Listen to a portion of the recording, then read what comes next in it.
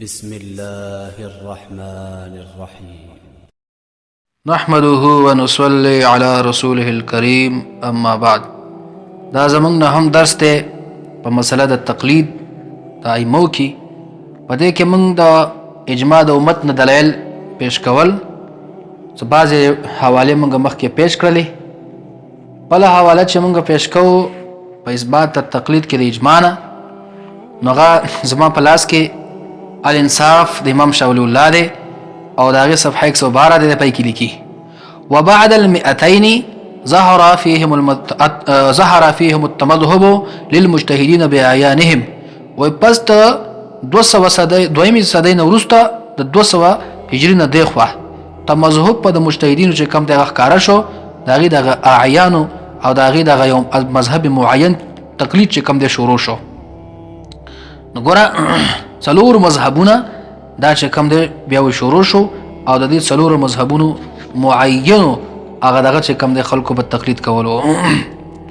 وقل من كان لا يعتمد على مذهب مجتهد بعينه، او ډیر کم خلکو چې هغې به اعتماد نه کولو په هغه مذهب د مجتهد معین باندې. دا خلک پکې ډیر کم، تقلید به کولو خو د مذهب معین تقلید به چې کوم دی د 200 هجري نه مخکې هغه نه و. هر چا چې به د کم عالم قول ته رجوع وکړه او د کم علاقې به و، د هغې عالم خبره او د هغه مجتهد خبره به یې منله.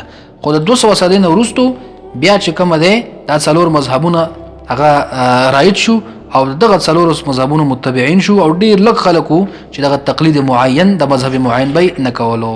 دې نه هم اثبات د تقلید وشو. شاولی الله څنګه تقلید ته بدعت ویلي، بلکې خو په اجماع نقل کوي. دغه رنګې په الانصاف صفحه 124 باندې دی لیکي وعلى هذا ينبغي ان القياس وجوب التقليد للامام بعينه. وقياس دا دی چې دا ثابتوي چې تقلید د امام بعینه واجب دی، فانه قد يكون واجبا وقد لا يكون واجبا. ځکه دا تقلید به کله واجب او کله واجب نه. واجب به کله دی فرمایي اذا كان انسان جاهل في بلاد الهند او في بلاد ما وراء النهر.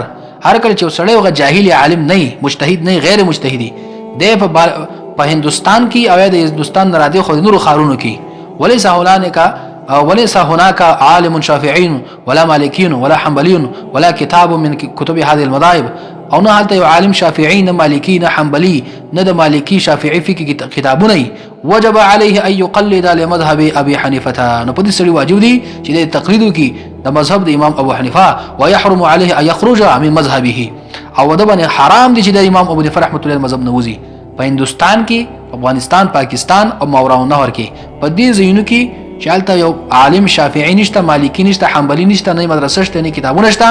لہذا په داسې ملکونو کې د امام حنیفه رحمت الله علیه تقلید امام شاولی الله فرمایي واجب دی، او امام حنیفه د تقلید نه وتل په دې ملکونو کې هغه حرام دي. لانه حينئذ يخلع رفقه الشريعه. ځکه چې کده د امام حنیفه رحمت الله علیه د مذهب نه ووتو په دې ملکونو کې، نو د شریعت هغه رسۍ به د څټ نه وځي. ويبقى سدى مهملا، او د بچ کم د یو جاهل او یو مهمل پاتې شي، یو جاهل او یو مهمل به پاتې شي. شاولی الله په دې ځای کې څومره غټه خبره وکړه چې ماوراء النهر کې څومره خلک پاتې کیږي، په هندوستان کې څومره خلک پاتې کیږي. په هغوی باندې امام حنیفه رحمت الله علیه هغه مذهب منل او تقلید کول واجب دي. دغه رنګې په الانصاف او صفحه 147 کې شاولی الله فرمایي چې ان هذه المذاهب الاربعه المدونه قد اجتمعت الامه او مما يعتمد به منها على جواز تقليد على الناس. و په دې څلور مذهبونو مدونه باندې د امت اجماع ده، یا هغه خلق چې داوی په قول باندې اعتماد کیږي دا خلکو په اجماع ده په جواز د تقلید د دې مذاهب اربعه الى يومنا هذا تخپل زمانه پورې د خپل زمانه پر فرمایي چې د دې خلکو په دې باندې اجماع ده په تقلید په جواز باندې. چې د په اجماع نقل کوي بیا ته بدعت څنګه وای، ناروا ده څنګه وای. لہذا د په قول کې بعضی متحرفینو هغه چې کوم تحریف کړي دي او زیاته کوي، د الله نه نیریږي. الله دې چې کوم دی یره ورکی. دا رنګ کوم امامان چې د خپل تقلید نه منع کړي ده، دوی د په شد او مت سره ذکر کوي چې امامانو د تقلید نه منع کړي ده، منع کړي او تاسو بیا هم تقلید کوي. نو داغه سم مختصر جواب مخکې تیر شو، خو زه داغه جواب کوم یو شاه ولی الله وکړو چې دا منه هغه چاته ده د ائمه چې هغه مجتهدین دي نو امامان هغوی ته ویلي چې تاسو په تقلید مه کوئ. هر چې مجتهدین نه دي غیر مجتهد دی، که غیر مجتهد بیا عالم دی او که جاهل دی، خو چې غیر مجتهد اهل اجتهاد نه وي هغه خامخا بیا تقلید کوي. نو دغه رد د تقلید د ائمه مذهبو، منع د تقلید ائمه مذهبو څه مقصد دی؟ د الملاذ کې شرح عقود رسم المفتي ده جدا شي چاپ کیږي او د هغې صفحه 67 ته پای کې امام شامی فرمایي قلتو ولا يخفى وزه ویما چې دا خبره دې پتا پټه نه، ان ذلك لمن كان اهلا للنظر في النصوص ومعرفه محكمها من منسوخها. ودا کم امامانو چې نه کړي د خپل تقلید نه، نو دا نه د هغه چا لپاره دا چې د اهل النظری د اهل د اجتهادي دغه کیفیت درد د مسلې متنازع فيها قران او حدیث ته کول شي، دغه طریقه او تورزی محکم د منسوخ نه پیژني. نو د سې نمونه سره د د لپاره د ائمه اربعه رحمهم الله دغه چې کوم دی منع ده، دیوبا بیا اجتهاد کوي په دیوبن بیا په دغه مسایلو کې تقلید نشته. بعض خلک داوی چې د یو مذهب نه بل مذهب ته وایي تاسو د ټول امامانو ولمنه چې یو امام راټینګ کړی دی.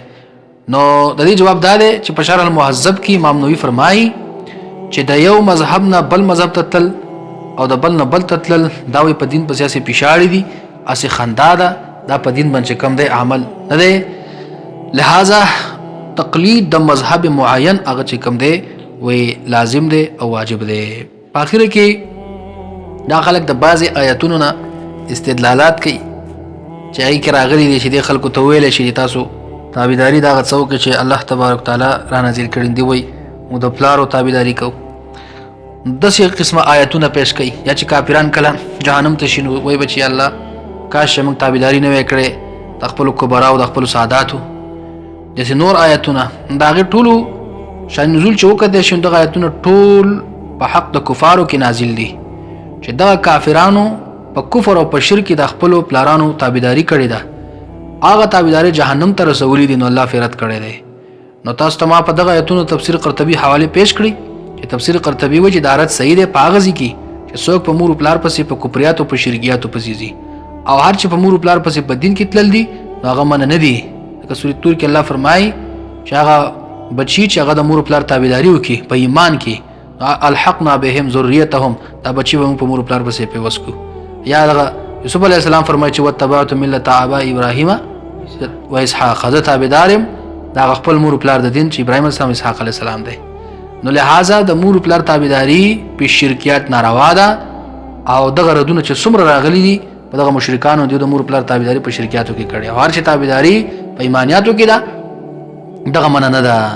ځکه چې والذین اتبعوهم ذریتهم باحسان والذین الحقنا بهم ذریتهم وما علتنا. دغه آیت نه بلایت ده. ایدا راځي چې الله فرمایي چې هغه خلق اصحاب د تابعین مبارک الله فرمایي چې تابعین د صحابه کرامو السابقون المهاجرون والانصار څنګه دي؟ السابقون الاولون من المهاجرين والانصار والذين اتبعوهم باحسان رضي الله عنهم. دغه الله فرمایي چې دغه صحابه کرامو انصار او مهاجرین د تابعداري چې دغه وکي تابعین په احسان کې د دې متبعين الله تعالی راضي دي او د چې کوم د متبعين د الله ناراضي دي. نو هر تابعداري د مور پلار د ناروانه ده، هر چې تابعداري د مور پلار په شرکیات ته قران کریم منع کړی ده او هر چې تابعداري د مور پلار په ایمانیاتو کې ده هغه باندې الله تبارک تعالی دغه ایتونه متر نازل کړي او دغه سبب د رضامندۍ د الله تبارک تعالی ده. نو خلاصې دا شو چې کوم استدلالات دی پر رد التقلید کې کوي د قران کریم نه، نو پای کې یو لفظ د تقلید نشته ده، پای کې لفظ اتباع ده او د تقلید او اتباع منځ کې فرق کوي. او بل دا چې دغه آیتونه نازل شوي په حق د کفارو کې او دوی راوړي او نزلې او چسپانې په حق د مسلمانانو کې او دغه کار چې کم دی دا د خوارجو دی. او دویم جلد د بخاری شریف کې ذکر شوی چې عبد الله مرسي په دغه خلک ډیر بد ګڼل چې هغه آیتونه چې د کفارو په حق نازل شوي مسلمانانو چسپانې ودا چې کم دی بد خلک دي او دغه چې کم دی دغه خوارج دی د خوارجو هغه وتیرا او تور طریقه ده چې د کافرانو مبارک آیتونه نازل شوي دي په مسلمانانو باندې چسپانې. نو دغه آیتونه چې دوی پیش کوي نو دغه جواب شو چې په کې تقلید ټکه نشته اتباع ده. دویم درجه د مبارک د کافرانو کې نازل شوی چې هغه د مور پلار دغه کولو تقلید په شرکیاتو کې او دریم درجه د کافرانو مبارک نازل آیتونه په مسلمانانو چسپانول دا د خوارجو کار دی. او بعضی کتابونه دیو پیش کوي چې باید مقلدینو ذکر کړي چې یار تقلید داسې ناروا دی ناروا دی. یو خو الله په مقصد دیو نه پوهیږي او دوی مرتدا وایي چې استاد لپاره قرآن حدیث دلیل دی، لہذا ته د مقلدینو کتابونه ولې پیش کوي؟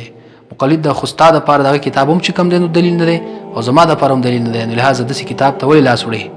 اخر کې یو دوه روایت یو دوه اثر پیش کوي، یو د عبد الله بن مسعود رضی الله عنه، یو د معاذ بن جبل چې هغه د تقلید نه منع کړی ده.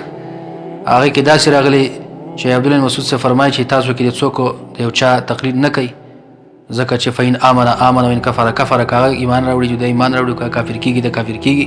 دای جواب دا دی چې دغه اثر چې کوم ذکر شوی مجموع زوایت کې په جرح هم شته او قطع نظر د جرح نه چې بای کې دا راغلی چې تاسو کې یو سړی تقلید نه کوي د بل سړی دینکم د خپل دین، نو دین یوازې د فروع نوم نه دی بلکې دین د عقاید نوم هم دی، د اصول نوم هم دی، د احکامات نوم هم دی. نو لہذا هلته کې چې کوم رد په تقلید باندې دغه رد په هغه تقلید دی چې هغه مضمون تقلید دی چې هغه یا په شرکیاتو کې دی او یا چې کومه دی په عقایدو کې دی. نو لہذا دغه رد په هغه ځای باندې کوم چې د معاذ بن جبل دی نو فای کې اوسم چې کوم دی د دین ټکی راغلی دی دغه دغه جواب شو چې دا تقلید هغه تقلید منع شو، نو دغه تقلید نه منع کړی ده چې په هغې کې تقلید د عقایدو وي.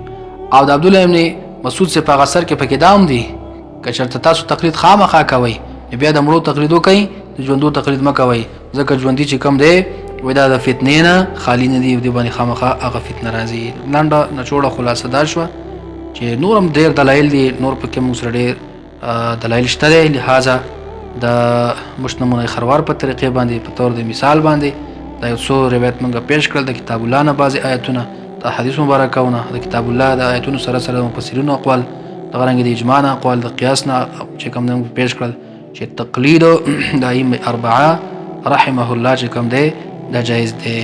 نو دا نه کلیفه په دې باندې وشو د تقلید اثبات د قرآن نه د حدیثونه او د اجماع نه وشو.